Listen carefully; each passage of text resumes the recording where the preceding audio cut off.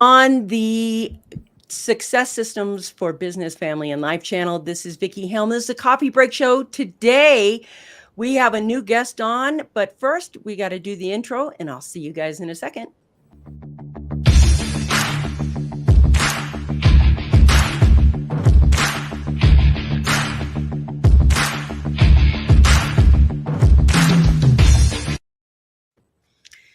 Thank you for joining us today on the Coffee Break Show. We have such an interesting guest today. Her name is Debra Woog, and her credentials list was so big I couldn't even get it all the way to scroll across this entire thing. But here's the first thing I want you to know about her. Along with every place that she's worked, all the top universities, all the featuring in Forbes or US News and World Report, all the award-winning articles and things that she has done, she has a unique expertise and specialty. And today we're going to be talking about that. She is a crisis navigation partner. And you may be thinking to yourself, what is that? Debra, welcome to the show today. And I just kind of want to start right now. What exactly is that career that you have as a crisis navigation partner? And welcome to the Coffee Break Show. Thank you so much for having me. I'm not surprised that you don't know what that career is because I made it up. And I made it up based on all the themes of my experiences and my skills and my interests throughout my career. So I specialize in working with leaders, usually, but not always women. The leaders may be a leader of a company or a team or a group or the PTA subcommittee or of their families or just of themselves. But leaders are people who know that they are at choice in their lives, but sometimes don't always know which choices make most sense given what they're facing. So, That's women, interesting. leaders who are feeling on their own or solo for some reason, maybe they're the only adult child of parents that need to be taken care of, or maybe it's lonely at the top in their organization, or maybe they're single and live alone and don't have a partner to help them through a medical crisis or something like that. So, women leaders who are feeling on their own, my role is to help them navigate through a crisis that they're in, or if they're facing a crossroads, to help them lead their way to the best possible outcome given the circumstances. And I do that with a combination of coaching as well as consulting about communications, especially having difficult conversations or communicating difficult messages other ways, connecting them to resources. I do outsourced research projects because I'm a researcher at heart. So usually when there's some sort of crisis, there's a lot of decisions that need to be made in a very short period of time and not always time to gather all that information. So people can hand a project to me and I'll bring them back all the information with their options and the pros and cons of each. So I put together connecting research, strategic communications, advice, and coaching to help ensure that the women do make their way to the best possible outcome given what they're facing. This is so interesting. I want to talk about this and dive in a little bit more because Okay. one of the things I know as a woman and running a company and everything else, one is I've never thought about hiring a researcher to provide me with options, to Mm, provide me with what my next best step would be. And I know when we say crisis, it could be a crisis of anything. Hey, you guys, I see you popping on. Put your name down below and be part of the conversation with us. And I'm so happy to see you joining us. We are with Debra Woog, and she is a crisis navigation partner for women. We have been talking about in this particular conversation the crossing, because I know there's career life, etc., then there's personal life, and if you're an entrepreneurial woman, you have a business, and maybe let's talk about the types of crises that you can have that would require some of this crisis navigation partnering. From me, what I think is, if there is a company, believe it or not, if your company explodes and it takes off too fast, right. that is a crisis. A lot of people think, no, that's a good problem to have. but it is actually a crisis situation. Sometimes things can go too well, too fast, and you're not prepared to scale out to that way. True. And I'm wondering, what types of crises do you, I don't want to say specialize in, but do Yeah. you address in career, family life? And, how is it that you move these women forward with the direction they possibly want to go in? Or how do you shift or pivot with them if the direction is not good for them? Okay, great. That's a lot of questions. I'll try to answer them and then help me if I get lost. So, in my own thoughts. So, when my business Connect 2 Corporation is going to be 23 years old next month. When, Congratulations. That's huge. thank you. Yeah, when I rebranded to focus all of my marketing and all of my service on being a crisis navigation partner, it was the summer and fall of 2019. And I had thought about what kinds of crises that I could help with, just the question that you're bringing up. And I thought of crises that I'd gone through myself and that I'd coached other people through over the past decades. And I was really delighted when I realized that all the ones I came up with started with the letter D. How cool is that?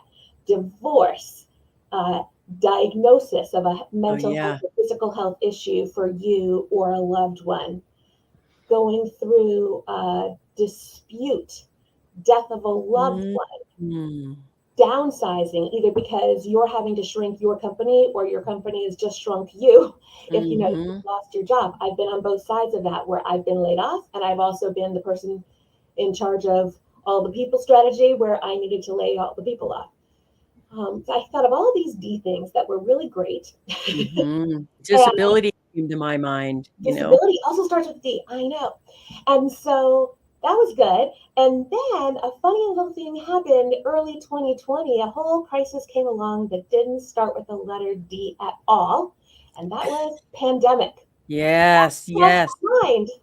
I had thought before about crises that didn't make sense for me because that's not my expertise, like major catastrophes, Mm. plane crashes, terrorism, those large scale crisis management. That's Yes. not my expertise.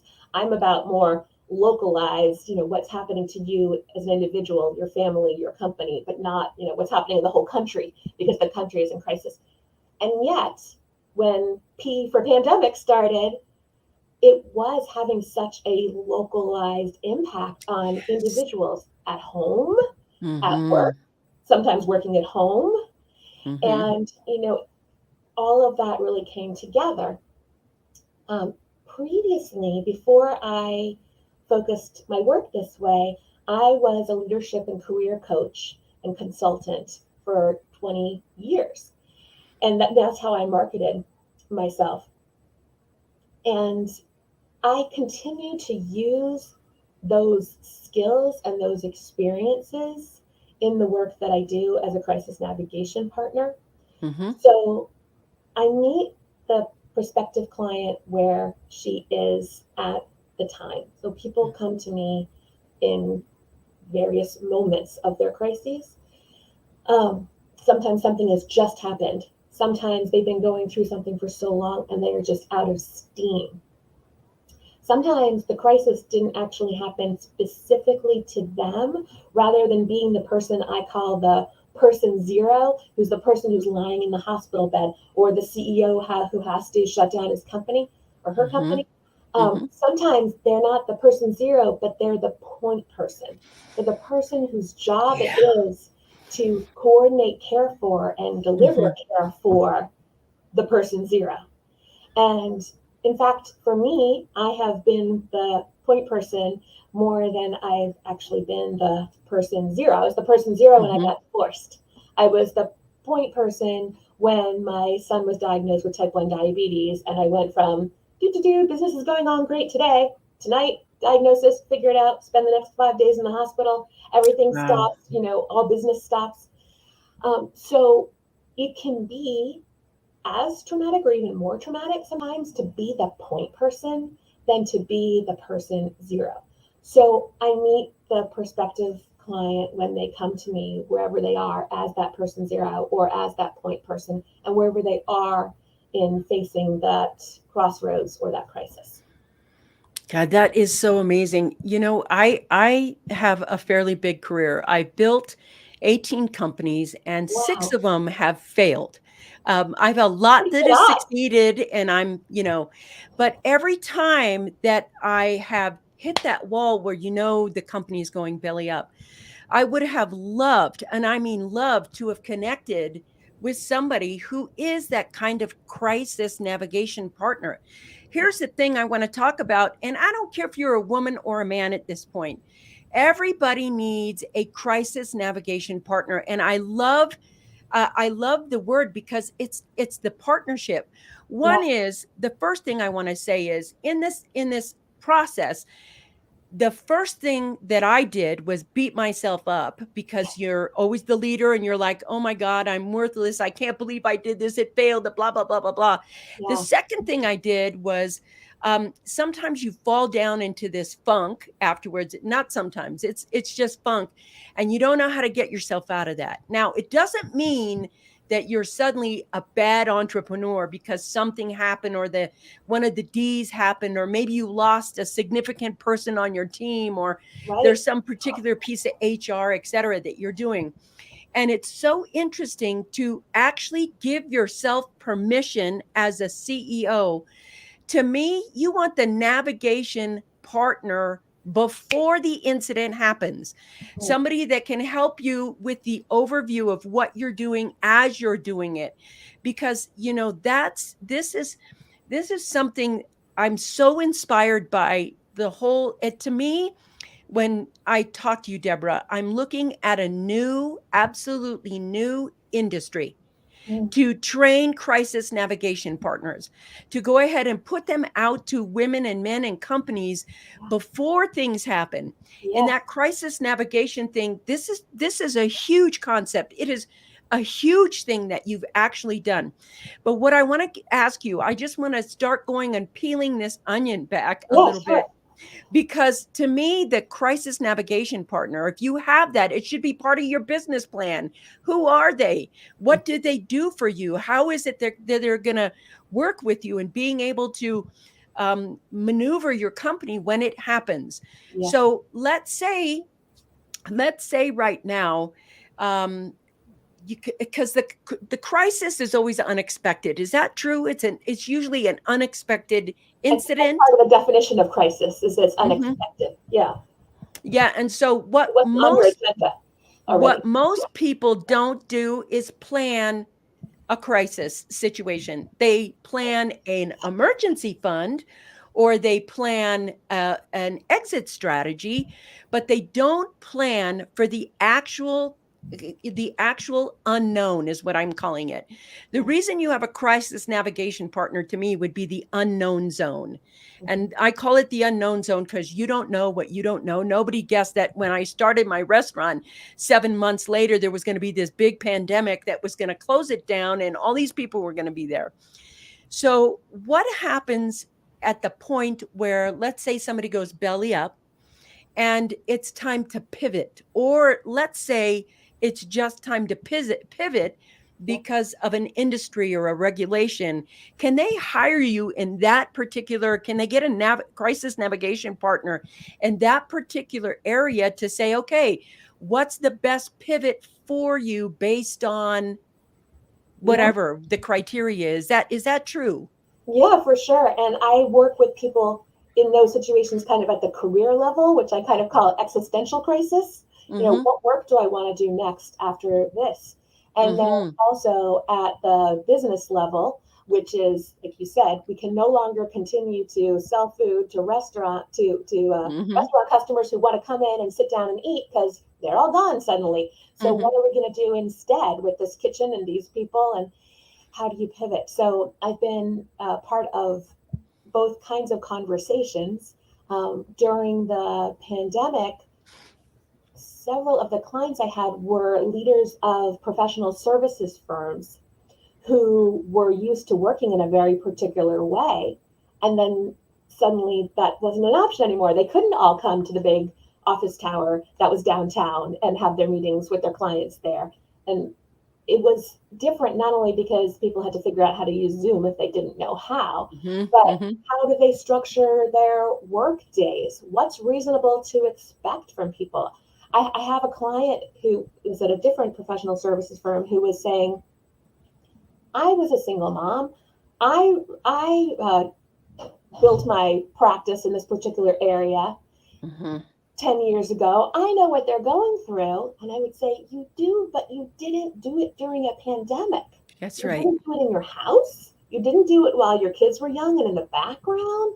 And so we are going to have to figure out how we can have some grace and space for your employees right now as they figure out how to navigate this. Beautiful. Beautiful. I love that, grace and space. That was beautiful. I want to talk about the great resignation right now, because to me, there is a level of dissatisfaction in the career and life of people.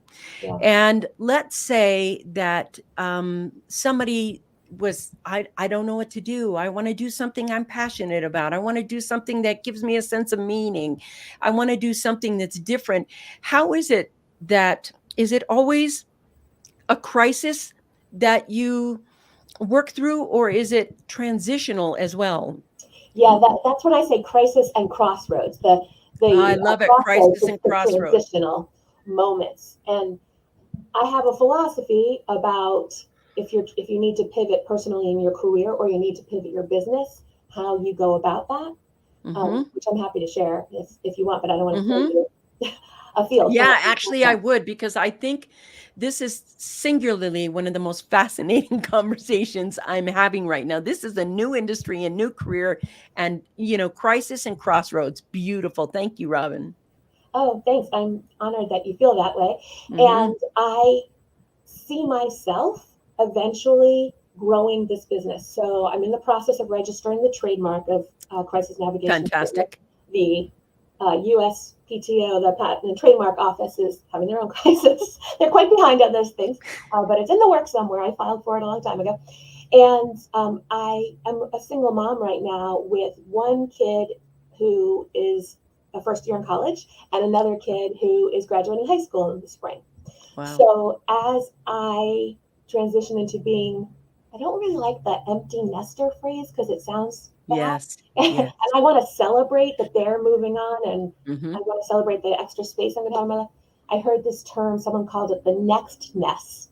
Next nest, which is very hard to say, but as opposed to an empty nest. So as part of my vision for my next nest, I want to do what you said, which is train and certify other people Yes. to be crisis navigation partners and share what I've learned just having this business model for the past few years. Mm-hmm. Anyway, so that's kind of an aside. So yeah, I'm going in that direction. So I'm excited that you see the I do. And I am so jazzed. There's the entrepreneur in me who's like, ooh, this has got teeth. It's got wings. It could fly and scale and change the world. And I see vision and service to the entire world right now by adding this crisis navigation partner in. And imagine being a consultant or a coach and being certified as a specialty in this particular thing, because I don't see it going away. If you're an entrepreneur, I don't care if it's been 10 years, 5 years, 2 years, 20 years, 30 years, along the journey, you have always had to make decisions instantly. And sometimes, wouldn't it be great to have a sounding board who was trained enough that you could sit with and say, you know what, I'm in this crisis situation and I would like some input, some strategy, some research. What are my options? How can I pivot? What's going to be best? Or if you have a HR problem, all of these things, when you have a crisis navigation partner, it's like hiring someone else outside of your own mind, and two minds are always better than one, to help you navigate the situation. And I know that I would have slept better thousands of nights, thousands of hours ago. Like if I was in the beginning of my career right now and I found you, I would have been, hire her right now, get her right now. And if somebody wants to work with you, what are like 3 things you look for? How can they get a hold of you? And Robin, would you put the information in the feed. Now, if you're driving, you're listening on iHeartRadio or Pandora, you're whatever, relax. Drive safe. You don't have to pull over and write something down. It's going to be in the show notes. It's going to be in the thread below. We're going to get you in contact with Debra, and you can have all of the information right here on the show as you pull over safely or you get to where you're going. So what are 3 tips? What 3 things you're looking for? But first, let's start with, where can they get a hold of you right now if they're in crisis and they need help? Where? So I try to be consistent to make things easy. So on all the social media channels and on the web, I'm Connect TWO. So that's my Facebook handle, my LinkedIn handle, thank you very much, Robin. That's my URL for my business, connecttwo.com. So if you can remember that, you can find me on Instagram, sometimes on Clubhouse, anywhere I'm online. It's either my name, Debra Woog. If you type in DebraVoog.com, you'll also get to connect2.com or Connect2. And I may need, Vickie, you to partner with me to help me envision how to scale up my business, because that's something I don't have a lot of experience with directly for a service business that way. So my philosophy about that, like we were saying before, I believe that everyone is brilliant in their own unique way. That's and right. So often people don't know how they're brilliant. And I learned a long time ago, part of my brilliance is helping you, whoever you are, understand what makes you brilliant. Brilliant. That is the key, isn't it? Yeah. So I talk about having a brilliance-based business or a brilliance-based life. That was my first registered trademark, was brilliance-based. And so whether you're trying to pivot your career or your business, I start with, what is your brilliance? What are as an individual, what are the skills that you most want to use going forward? What are the areas of passion that you have and areas of expertise? And what are the qualities that make you uniquely able to do those skills in those areas of interest? At the business level, it's really all about core competencies, which is kind of another way of saying, what's the business's brilliance? What do we excel at here in this company? And what is our expertise? So that's the translation for me of the brilliance-based, entrepreneur brilliance-based business to looking at a whole organization. Core competencies, what can we leverage that we have and repurpose that is exciting and we have a lot of energy for? Because I believe this is a little bit of aside, but this all fits together in my mind. Remember when Tim Ferriss first came out with the 4-hour work week? Yeah, I do. Oh, I bought that book. I was reading that book quickly. And he had, a lot of fantastic concepts, and he still does. But his idea was, don't do what you're interested in. Don't do what you care about. Get a business going that you couldn't care less about that you can automate. His example was men's shirts, and you could put these little ads and manufacture and sell these men's shirts in the back of magazines, and you could do, it was like 20 years ago, and you could do this 4 hours a week, maybe.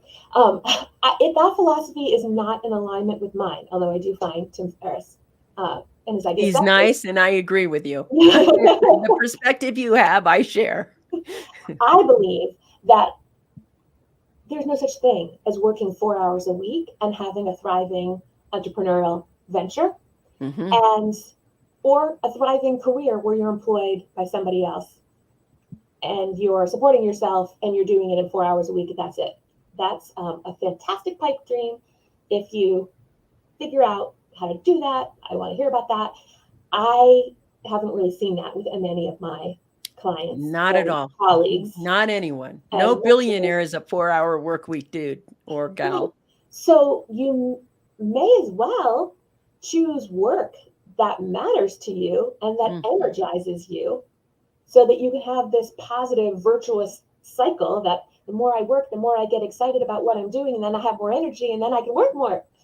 So from that practical perspective, but also more on a sort of energetic, maybe woo-woo level, we attract people to us when That's right. we are feeling that we are our most authentic selves. Mm-hmm. And there's a lot of fantastic accountants out there. If I guess I could be an accountant. I mean, I have an MBA. I could learn to be a CPA. I could learn to follow all these rules and systems. I'm really good with a spreadsheet. That does not, none of that gets me excited to leap out of bed in the morning. So for other people, it does, and nothing wrong with being an accountant. I'm just saying I will not try to be something that the market wants me to be because Yes. it pays well. And I Yes. started saying no to that 25 years ago. Beautiful. And that's the singular first mistake I did. Yeah. When I went to college, I didn't know what I wanted to be. So my mom and I opened the Sunday paper because that's how long ago it was. And we Yeah. started counting what jobs were there. And there was like 2 lawyers, a couple of doctors, and a lot of accountants. I mean, tons. And I was like, 8 years of college, 8 years of college, 4 years of college. I'll take this one. And I based it, I got a degree in accounting and finance. Oh, you I did? hated I know it. that. I hated it. I worked for a very little bit, but I just didn't even sense that really I was entrepreneurial. And as soon as I was out there and done, I was entrepreneurial for the rest of my life. But I think one of the key mistakes people have is that they don't know what they want to do. And this is why you want to hire a crisis navigation partner to get super, super clear on what you actually are, what your values are, what you do want to do, and how to monetize that, how to Yeah. get that out into the mainstream and out there. This Yeah. is not, I want to be super clear here. There is a difference between a career coach and a crisis navigation partner. I want to be so clear here. Career coaches, you're great and that's fine. But no matter where you are in your career, no matter where you are, you're going to bump into a crisis. It just happens. Whether it's economic, whether it's a natural disaster, whether it's a Right. disaster, whether it's a personal discontentness, whether you're thinking to yourself, I've outgrown this job, I've outgrown this piece, whatever you want to do, going to a career counselor is about entry point. Going to a crisis navigation partner is about quality of life.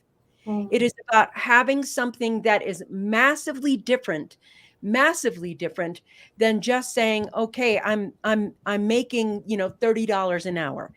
And if you want fulfillment, or if you need to navigate something that's sticky and hard, and absolutely you want a partner that's going to help you think your way through it in a way that is beneficial, that is a win-win-win for everyone involved. That is your next best step, not your most comfortable step, but Mm-hmm. your next best step. And in order to do that, you need somebody who's going to be willing to call you out if you need to be called out, who's going to have a different vision or a different focus or a level of vastness about the things that they can see your blind spots and walk you through them into the direction you actually want to go in. It's vastly different. And the thing about having a crisis navigation partner is it's somebody that you can confide in because there's probably client patient privilege there. Right. Somebody you can confide in, and the things that you wouldn't even tell your spouse, you can tell them so they know. So Mm-hmm. if there's something crucial, a piece of information that they need to know to get you through, you can tell them in a way. This is a professional relationship that I think if you're starting a business, if you're a startup, if you're an executive, if you are in your business for 20, 30 years, if you're thriving right now, don't wait till it hits the fan. Go get a crisis navigation partner now.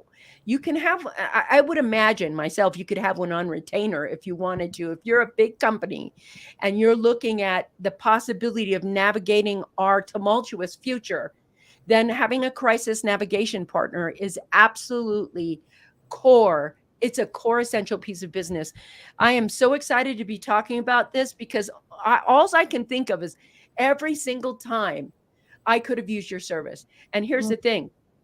I wonder what the outcome would have been had I had one in place at the time I needed one. Yeah. Did you have the best possible outcome given the Mhm. circumstances? Did you have space to step back even though you felt so much pressure and say, wait, before I Mhm. choose one, let's look at what the options might be and then make Mhm. a choice that is most aligned with who I am, or in your case, who you were, who Mhm. you are.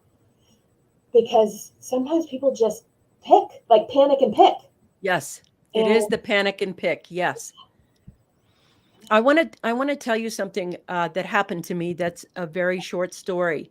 okay, Um, my first book, I've written 41 books, but my first book got picked up by a London publisher, and I was over in the UK for 2.5 years. 9/11 happened, and when 9/11 happened, it shook all these businesses, totally unexpected, including mine. yeah, And of course, they had regulations that went through. And one of them was if you're a new business in your country and you're under 2 years old, you got to get out. And so it was this big wave of stuff moving and everything else. And so I was there only 18 months when this happened. So I ended up back in the US. Now we had people working for us. I was bleeding money waiting for the attorneys to say, yes, you can go back or no, you can't. And those kinds of crises right there, I remember thinking to myself, and I know you guys are out there who own businesses in this pandemic. The mhm, pandemic is unexpected.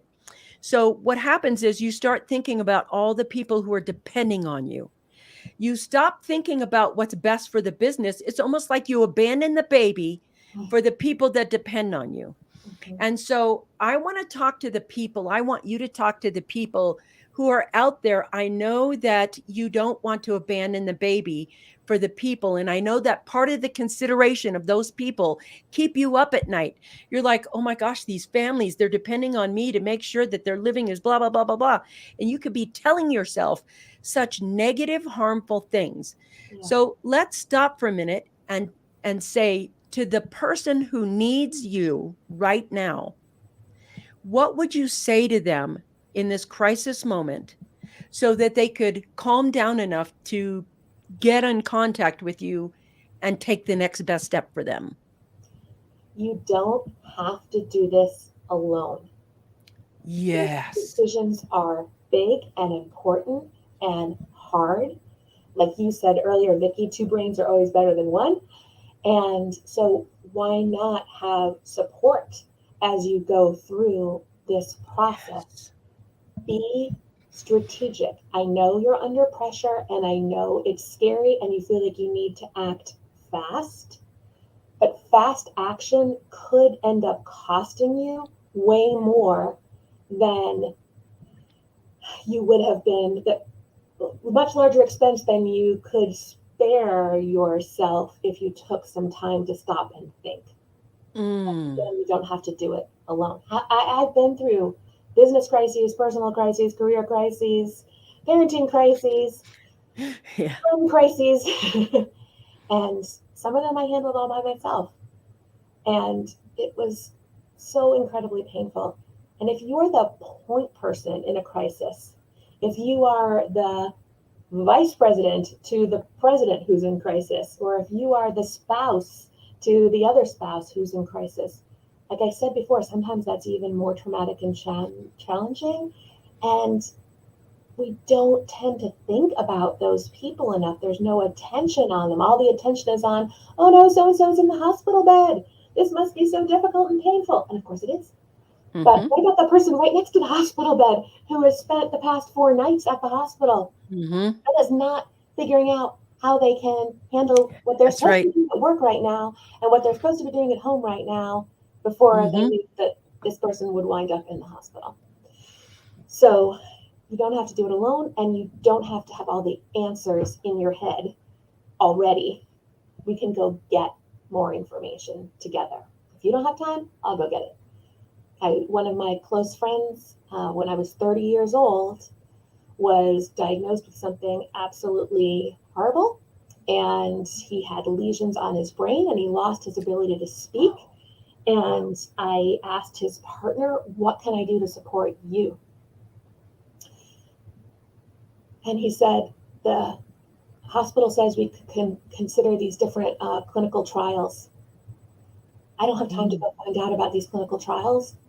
This was, the internet was brand new. This was 1998, late 97, early 98. And he just didn't have time. And he needed to be the person who was right next to his partner. It was today, they would be legal and they would have been husbands. But at the time, that wasn't an option. And he had needed to be right by his loved one and literally speaking for my best friend from high school who was lying in the hospital bed, because when the doctors came in and they had a whole bunch of questions, my friend couldn't speak because of what had happened from the lesions. So he said, I need to know what these possibilities are. And I went out and I spent a few days doing what I do, networking my way through to people who were experts in this very specific medical thing, having them, it was like a treasure hunt. And I was able to come back and say, you could try one of these 4 things. Here's the pros of each. Here's the cons of each. Or you could elect to do nothing. And I think we know the con of that. So I was able to bring that back to them, and they were able to make their decision. And the decision was at that time actually to not go through with the clinical trials. And my friend went from feeling perfectly great the morning of Thanksgiving to passing away March 19th, just a couple weeks later. Wow. And I started my business 1 year to the day that he died, March 19th, 1999. Wow, my hair is standing up. When I went back and I just somehow ended up getting into these situations. For a lot of times when there's an emergency, people will run the other direction for good reason. Scary, stressful. But for some reason, since I was a teenager, I've been that person to go towards the fire and say, how can I help here? Debra, I want to talk about that for a moment, because this is what happens during crisis. I also want to let you know, one of the businesses that failed 4 days before we were supposed to launch, and we had $46,000 into the process, my business partner died suddenly, just died. And so I know that panic right there, but I want to talk to those people. I'm going to talk to you entrepreneur to entrepreneur for a minute right now. I know that some of you are what I call avoiders.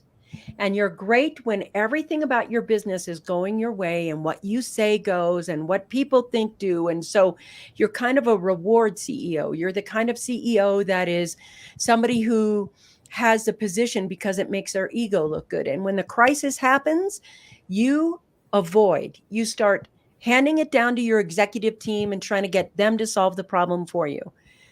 This is where and why you need a crisis navigation partner. I know this, I've done this myself. And to stop the avoider within you, the person who runs when it gets harder, oh my God, I don't know what to do, because you're not a crisis management CEO. You're a branding CEO or a builder CEO or a startup CEO, but very few people actually get to the point where they're crisis CEOs. You want somebody in there who's going to help you stop avoiding and actually sit down and say, what are your best options? Let's look for it. And this is why you need a crisis navigation partner. This thing that you can't sleep at night, or you ruminate, or you have anxiety, or you're swallowing Rolaids over and over again, is because you're avoiding the problem versus getting a support partner with the problem. And this is the beauty of having a crisis partner. It's like, if you are running a company, yes, you have to make the big decisions. Yes, you have to make the final decisions. Yes, everybody's looking at you for your leadership, but it doesn't mean you don't have a support system in place. One of the most important things I tell everybody before they start up is, who's your support system? And it's like, when you put that support system in place, then you start your startup. It's great that you have a great idea. It's great that you have a vision. It's great that you have meaning. You want a support system. Those people who are going to cheer you on when it's all suck and no glory. And those people who are going to keep you grounded when it's all glory and you start thinking you're all that in a bag of chips. So when you get to the point when you're actually serious about success, then you have to be serious about managing crisis. Full stop. That's the name of the game, no matter where you are. Which is So inevitable. yes, it is inevitable. It's like having an insurance policy. You get married, you fall in love, you buy that house, you get the insurance policy right next.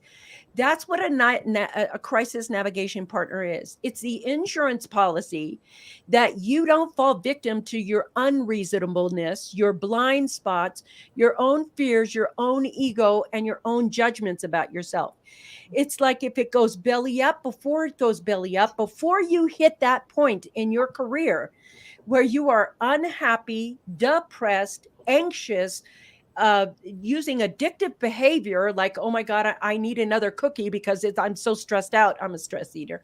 But if you have that in that place right then, then you have somebody you can go, hey, Debra, I need an hour with you. I need to talk to you about what's going on.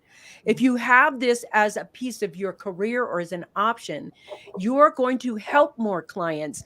This is a service that you give you to help you run your company. I absolutely am in love with this idea. I love what you do.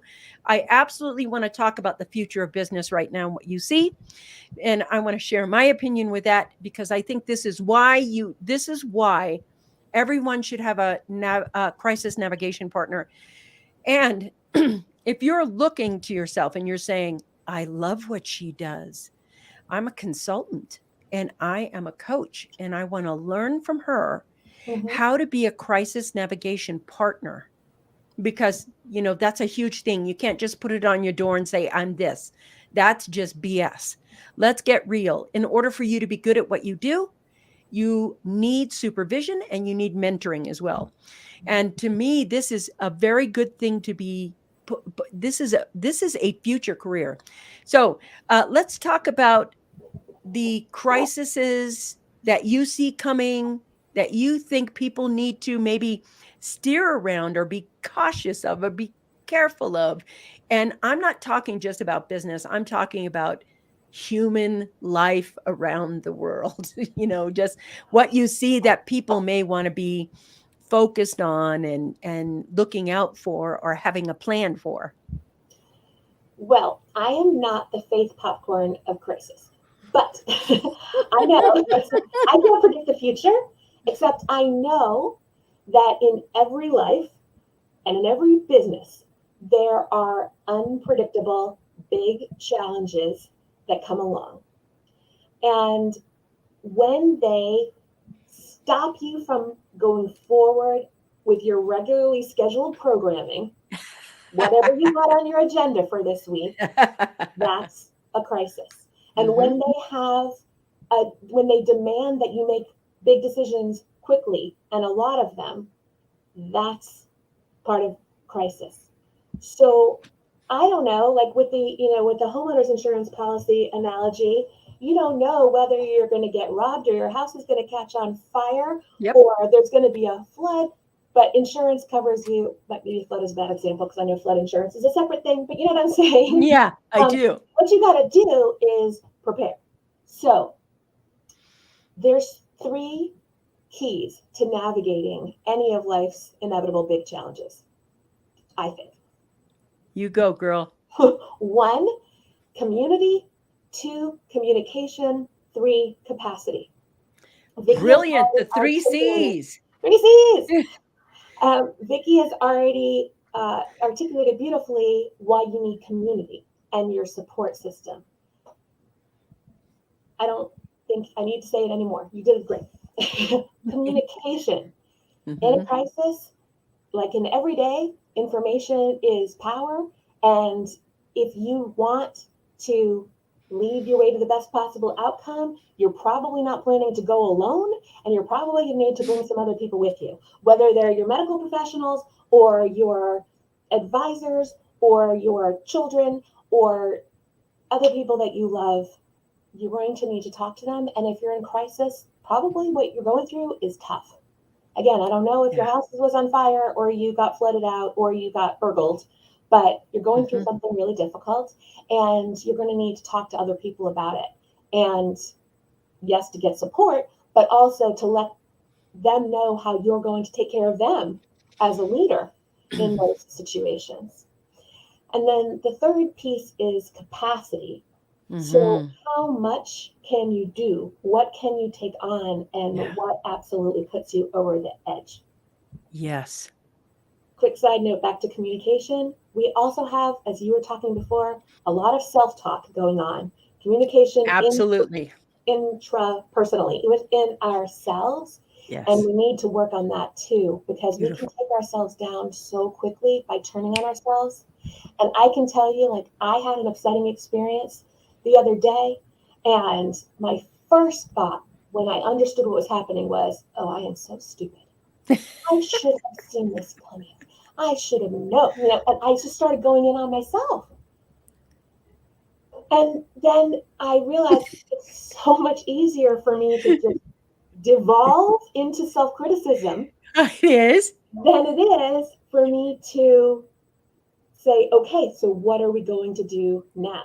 Because I like control. And clearly this whole situation is not in my control. But what's in my control? What I'm saying to myself. So let me You just get got that right. myself up. Hold on. I can do this for 2 hours. So yeah, even with my psychology major and all the studying that I've done, and all the consulting that I've done, I defer to that sometimes too. And we talked about that earlier. So communication, external and internal. The capacity piece. All three of these pieces you can kind of build your muscles for now while you're not in a crisis or at a crossroads, so That's that you'll right. be stronger and more ready with your community and your communication skills and your capacity sorted out when you get to one of life's inevitable big challenges, whether it's, there's in Boston, there was a great molasses flood in the 1800s. Who saw Mm. that coming? The Yeah. molasses factory exploded, and there was just molasses everywhere, and it caused a lot of death, and it was a big problem, and I don't know a whole lot about it, but I don't know what's going to befall us. And my name is Debra, and I'm very sensitive about the term Debbie Downer. I don't want to be a Debbie Downer. I never want to be associated with that. But just things are going to happen. So what can we do? What is within our control? So we can take a look at our capacity. We can think about how we can build up our capacity. We can look at what drains us and remove some of those energy drains. And we can Yes. plan. And when we make plans, even if it's not specifically for a molasses flood versus a plane crashing into a building, we Mm-hmm. can use those plans and pivot plans that were already created That's right. to Just like that. take action just like that. So like I have in my top desk drawer here my crisis navigation plan for Oh, and everybody should have a crisis that's navigation what I mean. plan. Get one of Everyone. these. And it says uh, it lists the possible crises that I thought of that could befall me. Again, pandemic's not on here. I should probably throw that on here. But disability or death, health, legal, technical, weather. Okay, so those are the crises that I think could potentially befall my business. And so in each one of those, who are the team members that would Mm. be needed besides me? Because, like if I'm dead, I'm not going to be very useful. But who is going to help, right? So, and who are the stakeholders in each crisis? And then what are the key messages that we want to communicate in that situation? And then as part of this plan, so that's the crisis communications part. And this is just what I made for myself. And I update it every 6 months. What are my key databases and how do you get into them? What if you needed to tell all my clients that I wasn't going to be able to meet with them today because I'm dead? Who's going to do that? So Yeah. right here, we have this list of key databases, which includes my calendar and schedule and my CRM and LinkedIn and Facebook and all those things, Beautiful. so that the people from the crisis communication team can access the information they need to spread it. And Brilliant. then who are the people on my team who work for my business? What are their roles? How do you get in touch with them? And then who are my external advisors? Who's my bookkeeper? Who's my lawyer? Who's my accountant? Who's my financial advisor? How do you get in touch with them? Um, and then vendors that I work with. Who provides my health insurance? Who's my banker? Mm-hmm. Who cleans my house? And how do you get in touch with these people? And then who are people who could step in to work with my clients if my clients still need help and I can't be the one to help them? Oh my Those God, are this the is elements of my incredible. crisis management This plan. is so incredible. It's like Deborah, it reminds me of I see you guys. I'll be right there in a minute. Um, there we have people in the audience who are like going nuts. But what I I see see that. right That's now, exciting. you know how end of life projects have the 5 wishes Yeah. programs where it's like, this is your 5 wishes. This is what she's doing. She is taking a crisis, if they did not have her, and making it easy for those people who are already in charge. This is this person who does this. And I see this, Barb Tomlin. This is really awesome. I've been maintaining a Good. crisis plan since 2001, lessons learned from 9/11. These are the plans that you have in place so that it's like you make it easier on everyone. The stress isn't there. I want to say, Deborah, one of the businesses that went belly up for me is way back in the day when we were in the 19, because it was that far I remember back. the 20th century. Okay, go on. Thank you. So when Amazon first came out with the online stores, I put on an online store. I live in Colorado.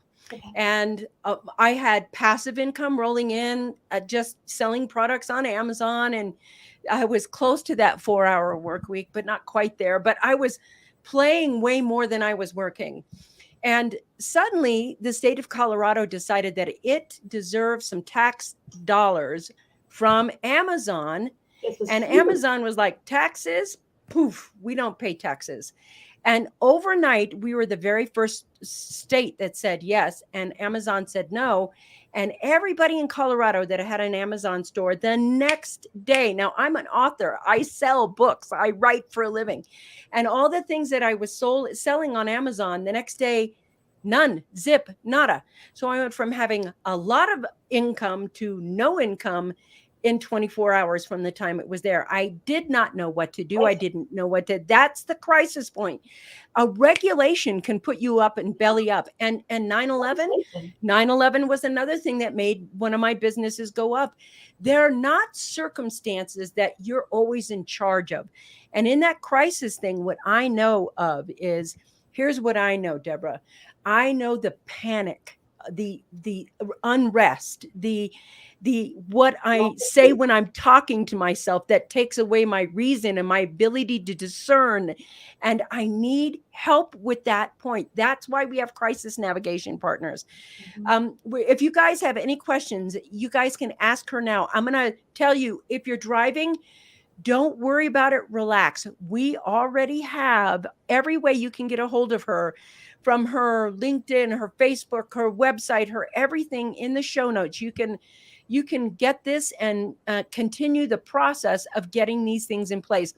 I want to tell you the number one thing she said to me today. I want to tell it to you because we're at the top of the hour. I asked her a question. I said, what can we look forward in the future for? What's going to happen? Her answer was this is the number one thing you have to be prepared for right now. And I want you guys, if you write anything down, I need to prepare my life. I need to prepare my company for unpredictability. That's what she said. And I think to myself, I look at it from the standpoint of, I think we have financial crisis coming. I think we have natural disaster crisis coming. The number one thing you have to prepare for in your startup plan is unpredictability. And the first thing that you need in that unpredictability solution is a support system. So that unpredictability support system right away comes to a crisis navigation partner, not a coach, not a consultant, not a mentor. Are these things good? Yes. Yes. But the skill set of having a crisis navigation partner is an entirely new, powerful skill set that I do not believe you can just put your sign on your door and go, yep, I'm there. This is something that is going to be a future need. It's so needed right now. But I don't care where you are. I know this is global. I know that the UK and Iran and Fiji and Australia and Canada, all you guys listening, you can still go to this website. You can still talk to this woman right here. You can still get your crisis plan in order. And you can, and I promise you, you won't know why, but you will know when you need a crisis navigation partner. You will. It is a fact of life. And the plan that she just had, everyone needs, so that if you're disabled or you die or you can't be at that work, everyone knows who's the crisis head of crisis person. They know what their marching orders are.